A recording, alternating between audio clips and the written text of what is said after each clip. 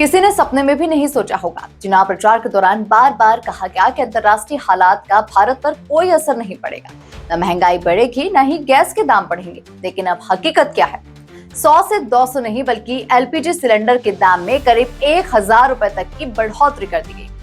सवाल यह है कि क्या जनता को सिर्फ चुनाव तक ही राहत दी जाती है और क्या चुनाव खत्म होते ही वादे भी खत्म हो जाते हैं?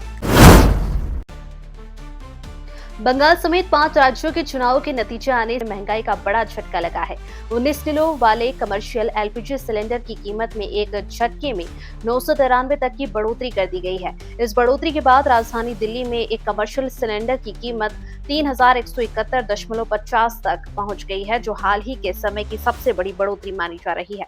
सबसे अहम बात यह है कि बढ़ोतरी 1-2 महीने की नहीं बल्कि पिछले 3 महीनों में लगातार तीसरी बार दाम बढ़ाए गए हैं, जिससे कुल बढ़ोतरी 1300 से ज्यादा हो चुकी है। अब इसका असर सीधा आम जनता पर पड़ने वाला है, क्योंकि ये सिलेंडर इस्तेमाल होते हैं होटल, ढाबों, रेस्टोरेंट और छोटे कारोबारों में। खबरें साफ बता रही है कि इस फैसले के बाद खाने पीने की चीजों के दाम 10 से 20% तक बढ़ सकते हैं। कई जगह तो हालात ऐसे बन गए हैं कि छोटे दुकानदार दुकान बंद करने की सोच रहे हैं, क्योंकि इतना महंगा गैस लेकर बिजनेस चलाना मुश्किल हो रहा है।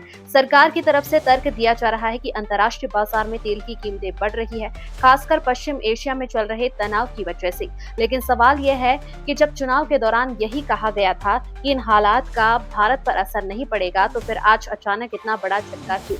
हालांकि घरेलू सिलेंडर की कीमतों में अभी कोई बदलाव नहीं किया गया है, जिससे सरकार राहत का दावा कर रही है।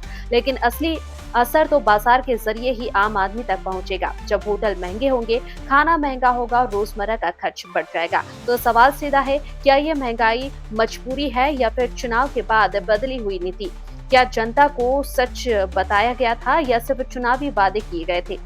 आप क्या सोचते हैं? अपनी राय कमेंट में जरूर बताएं। ऐसी ही बेबाक, सच्ची और सवाल पूछने वाली खबरों के लिए जुड़े रहिए खबर 24 एक्सप्रेस के साथ, क्योंकि यहाँ खबर सिर्फ बताई नहीं जाती, समझाई भी जाती है।